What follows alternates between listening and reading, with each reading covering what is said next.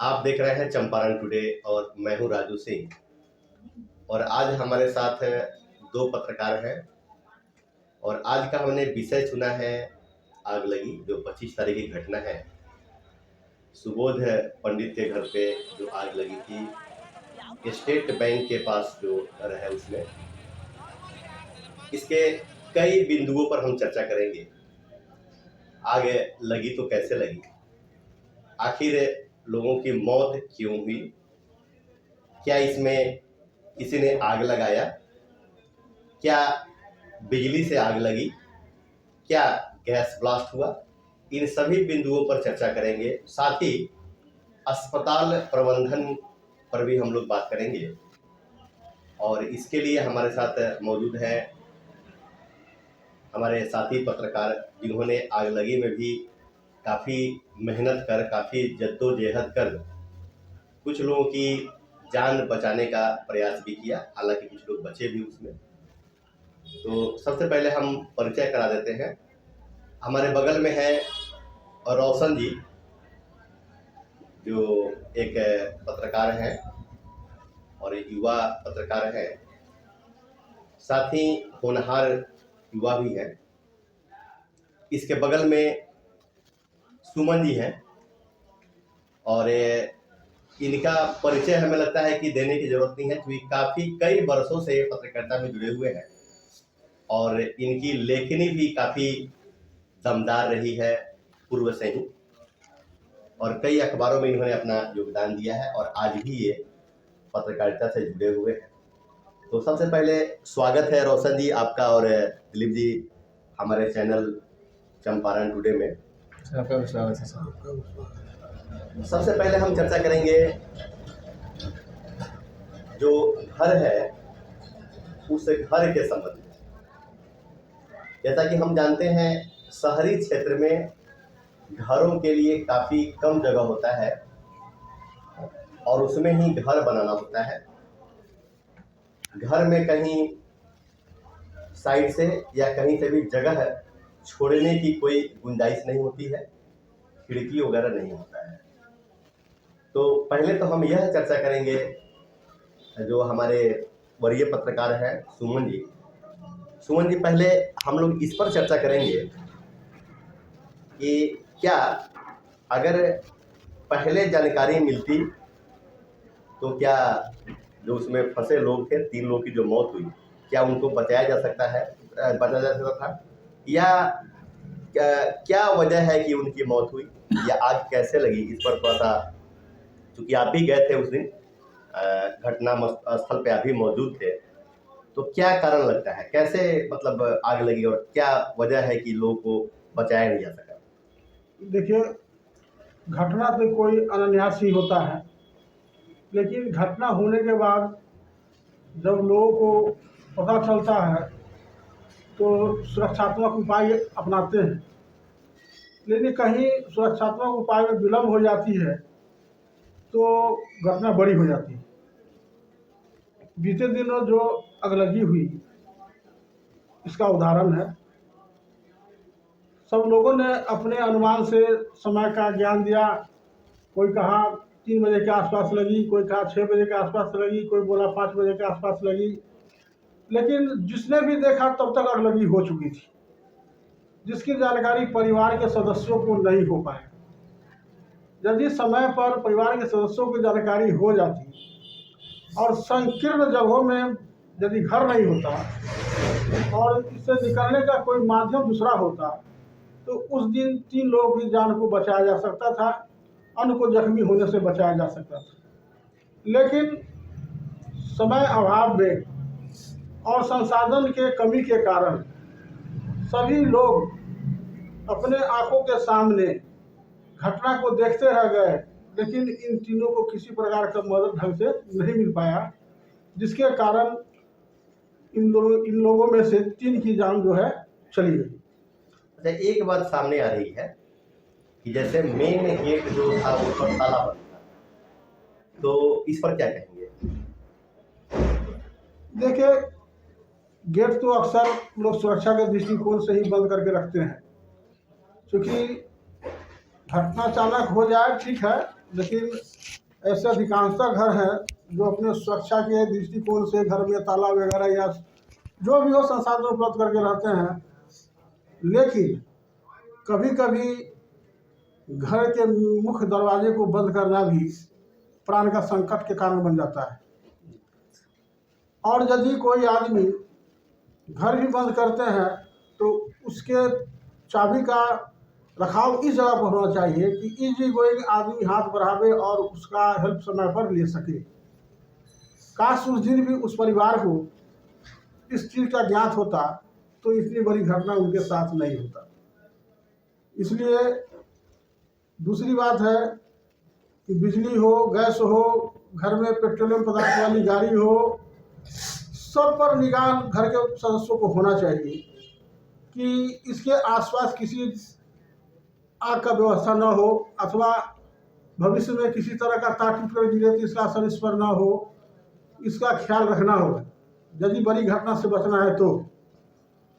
दूसरी बात है, उस दिन की घटना के समय बहुत बड़ी समस्या सामने आ गई कि अग्निशमन का व्यवस्था सुदृढ़ नहीं होने के कारण, आसपास में पानी नहीं होने के कारण जलते हुए लोग देखते रह गए, लेकिन सहायता करने वालों की तादाद काफ़ी संख्या में थी, लेकिन सहायता नहीं कर पाए। सबसे बड़ा कारण आसपास में पानी का न होना माना जाए या फिर जो दमकल था अग्निशमक जो है उसका समय पर नहीं पहुंचना, क्या कहा जाए? देखिए, सबसे बड़ी बात है, जिस समय आग लगी घटना होती है उस समय कुआं तो नहीं खोला जाता है।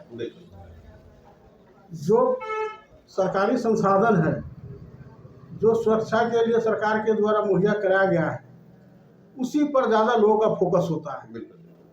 और अगलगी की घटना के बाद जैसे लोगों ने बताया कि सूचना देने के बाद जो है विलम्ब के बाद पहुंची अग्निशमन दस्ता, छोटी वाली और छोटी वाली, और उसमें भी उसका जो है जो नोजल था उसका पाइप छोटा पड़ गया, जल्द भी मंजिल तक नहीं पहुंच पाया, और वह अग्निशमन लेकर के भी बेचारा जितना बन पड़ा उतना किया। खैर धन्यवाद के पात्र है, उन लोगों के आने के बाद ही काबू पाया गया। लेकिन व्यवस्था ऐसी होनी चाहिए कि अब जो लोग मकान बना रहे हैं वो 2 मंजिल, 3 मंजिल, 4 मंजिल, 5 मंजिल तक बना रहे हैं, तो सवाल उठता है कि ऐसे परिस्थिति में अग्निशमन में ऐसी व्यवस्था होनी चाहिए कि यदि 5 मंजिल भी कैप्चर करना हो तो इजी गोइंग करके किसी को जान को बचाया जा सके। यह कमी हमको कुछ दिखाई पड़ी जो नहीं होना चाहिए। घर के बनावट में प्लस जो है अग्निशमन के पास जो व्यवस्था होनी चाहिए कि कम से कम 5 मंजिल तक पानी को जो है पहुंचाया जा सके। अच्छा चलिए, अच्छी बात है, आगे भी हम कई बिंदुओं पर बात करेंगे। इसके बाद आते हैं आग लगी की घटना आखिर हुई कैसे। तो इसमें कई तरह की बातें हैं, हालांकि खुलकर अभी सामने नहीं आया है। पुलिस प्रशासन इसके संबंध में जांच भी कर रही है। जैसे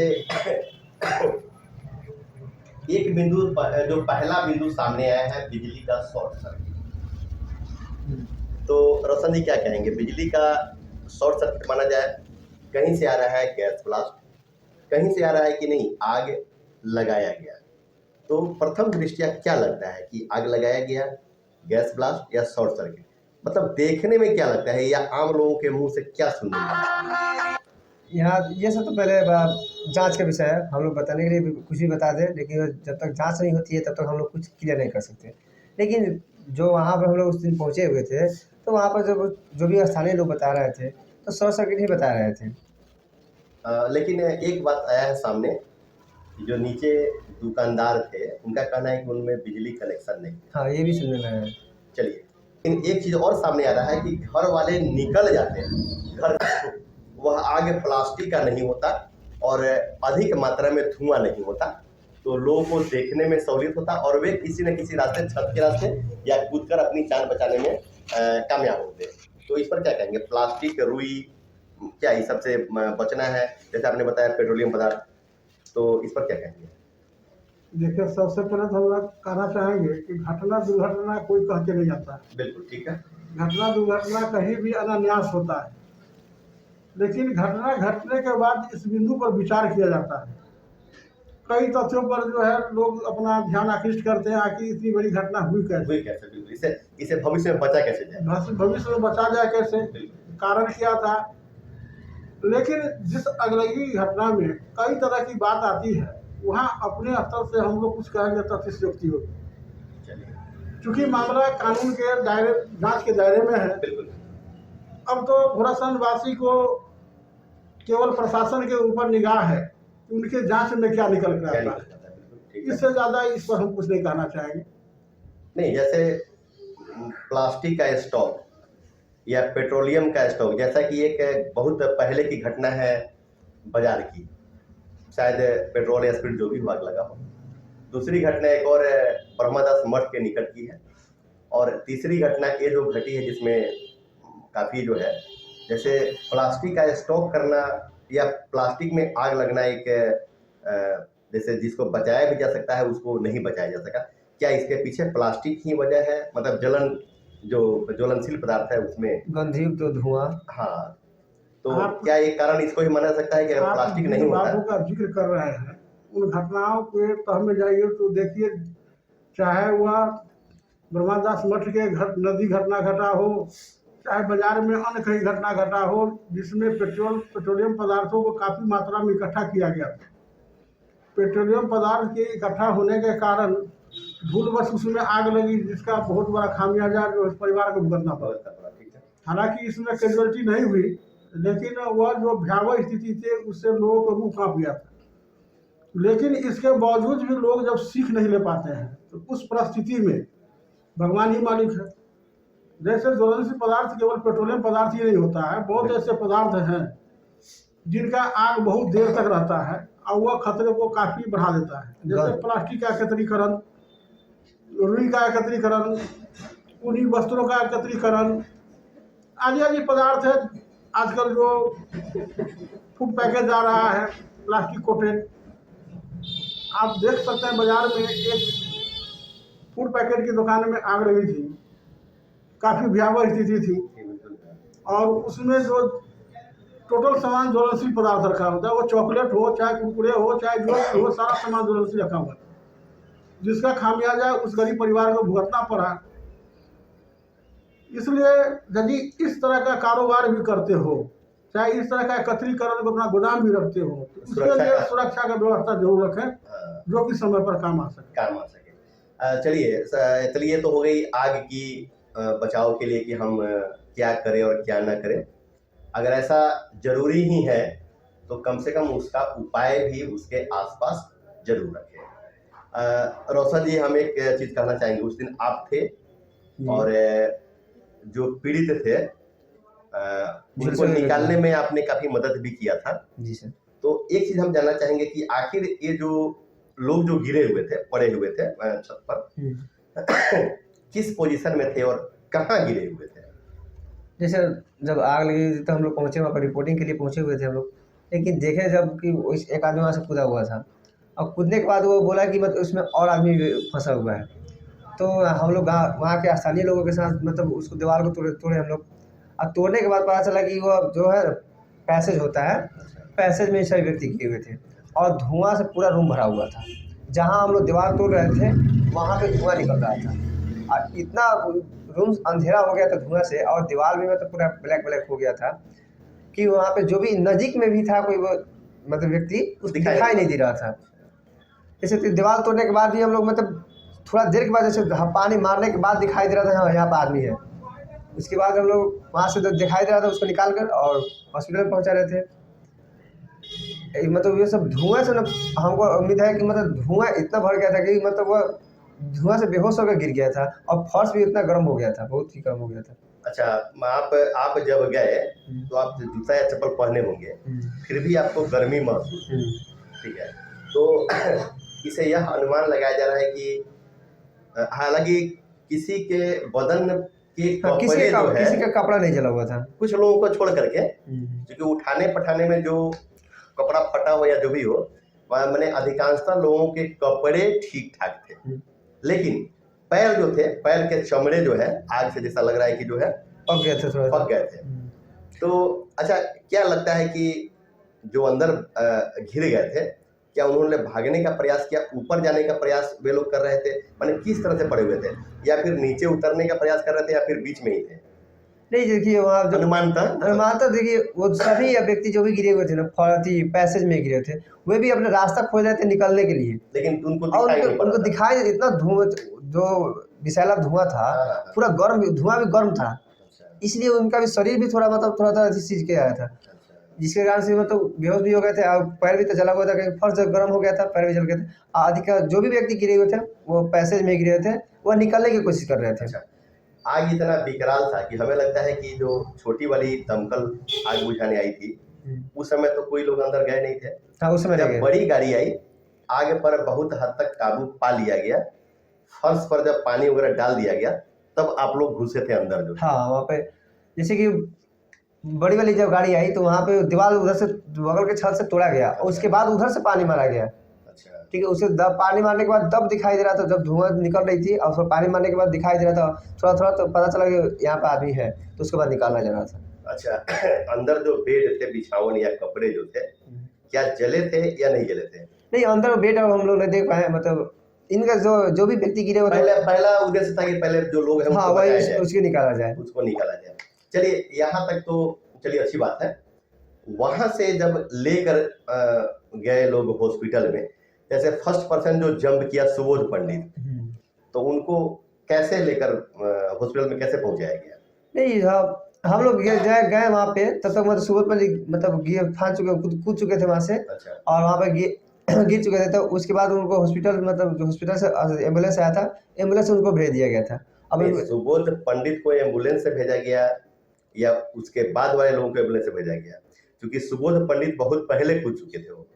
नहीं तो उस समय हम लोग अभी नहीं पहुंचे हुए थे, हम लोग जो सुबोध पंडित का जब भेज दिया गया था उसके बाद हम लोग पहुंचे। अच्छा, उसके बाद कैसे लोगों को पहुंचाया गया? आप भी हैं साथ में और आप भी मौका वारदात पर मौजूद थे, तो कैसे पहुंचाया गया उनको? वहाँ से आदमी निकाला जा रहा था तो एम्बुलेंस नहीं थी, क्योंकि बताया जा रहा था कि एम्बुलेंस को सुबोध पंडित की तरफ भेज दी, सुबोध पंडित को मोतिहारी भेज दिया गया है, तो एम्बुलेंस नहीं था, तो जो भी टेम्पो आ रही थी या तो कोई जो गाड़ी आ रही थी, वाहन आ रही थी, उसके माध्यम से हम लोग पहुँचा रहे थे।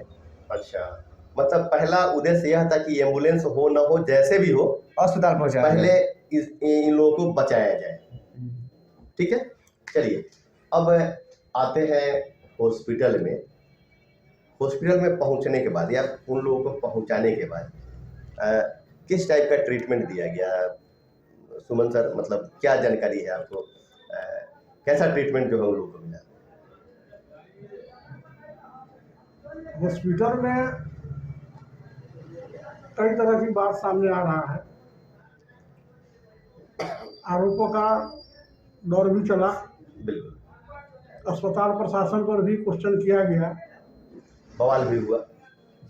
कुछ के साथ हाँ, हुआ, लेकिन घटना का माहौल कुछ ऐसा था कि लोग काफ़ी एग्रेसिव थे। हो सकता है आवेश में ऐसा हुआ हो, ठीक है। लेकिन अस्पताल प्रशासन के द्वारा यह बताया जा रहा है कि हमने समुचित इलाज का प्रयास किया, लेकिन बच नहीं पाए। प्रश्न उठता है इस विषय को लेकर, काफ़ी लोगों में नाराजगी थी, और परिस्थिति को देखते हुए जन शिकायत पर माननीय सीएस के द्वारा या जिला अनुमंडल पदाधिकारी के द्वारा इस विषय वस्तु पर जांच कमेटी का गठन किया गया, और जांच कमेटी अपने ढंग से जांच की दोनों पक्ष के बीच में, और दोनों पक्ष ने अपनी बात को रखी। बात उभर कर आया सामने कि डॉक्टर तो ट्रीटमेंट कर रहे थे, लेकिन कुछ संसाधन की कमी की बात सामने आई, जिसको वरीय पदाधिकारी द्वारा आने वाले समय में दूर करने का जो बात बताया गया। वहाँ भी जैसे कि हम लोग मरीज को ले जा रहे थे, और जो झुलसा हुआ व्यक्ति था उसको ले जा रहे थे, तो वहाँ पे डॉक्टर देख रहे थे, कुछ मलम लगा रही थी वहाँ पे। अब उसके बाद हम लोग तो जब बाद में पहुँचे तो देखे थे वो बहुत ही हला बुला हो रहा था, उसके बाद कहीं चला गया होगा डॉक्टर। हाँ, हो सकता है। जैसे कि फर्स्ट जब मैंने वहाँ पे आदमी ने देखा कि भाई मरहम वगैरह जो भी है, जले हुए व्यक्ति उनको मरहम लगाया जाता है। जैसे इसका मतलब ये है कि कर्मचारी वहाँ मौजूद थे, डॉक्टर वहाँ मौजूद थे, हाँ। और उनके ही अनुशंसा पे, उनके ही देख रेख में उनको मरहम लगाया जाता है। भले बाद में संसाधन की कमी होगी या भले बाद में बवाल के कारण या संसाधन की कमी के कारण जो है इस टाइप की बात आई हो। एक चीज़ और सामने उभर कर सामने आ रहा है, जैसा कि हमने देखा है, खबरों में भी देखा है कि खाली सिलेंडर जो है गैस का मरीज को लगाया गया। तो खैर यह वास्तविकता क्या है कहना मुश्किल है, क्योंकि पब्लिक कह रहे हैं, हो सकता है सही भी हो सकता है गलत भी हो। तो ये सब खाली चलिए जांच का विषय है और जांच टीम भी लगी हुई है।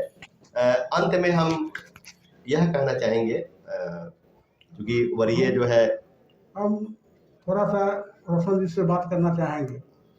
रोशन जी, जिस समय आगलगी की घटना घटी, काफ़ी संख्या में लोग मौजूद थे, कुछ तमाशीन बने हुए थे, कुछ वीडियोग्राफी अपना बनाने में व्यस्त थे। आप युवा पत्रकार होने के नाते खबर को छोड़कर कवरेज करने गए थे।